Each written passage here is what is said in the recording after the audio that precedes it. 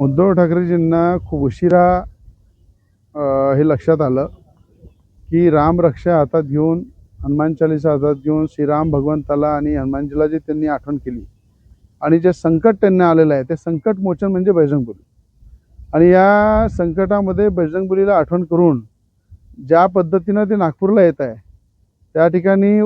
राम मंदिरामध्ये रामरक्षा हनुमान चालीसा वाचन करत आहे,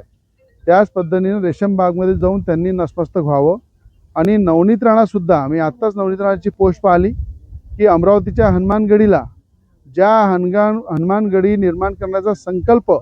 नवनीत राणा आणि मी जेलामध्ये 14 दिवस असताना आम्ही संकल्प घेतला होता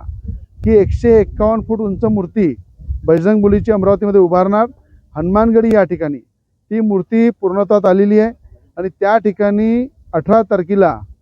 जिकडे उद्धव ठाकरे हनुमान चालीसा वाचतील आणि त्या ठिकाणी नवनीत राणा हनुमान चालीसा वाचेल आणि त्या हनुमान चालीच्या माध्यमातून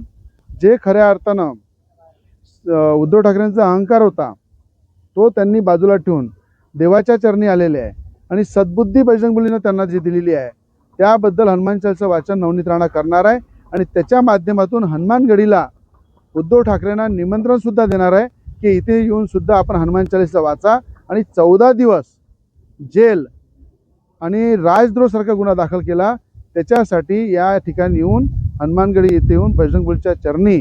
तिथे सुद्धा आपलं ज्या पद्धतीने त्यांनी मोठ्या प्रमाणात चुका केला अहंकारामध्ये त्या तिथे स्वीकारावं आणि तिथे हनुमानगडीच्या चरणी येऊन तिथे प्रार्थना करावं.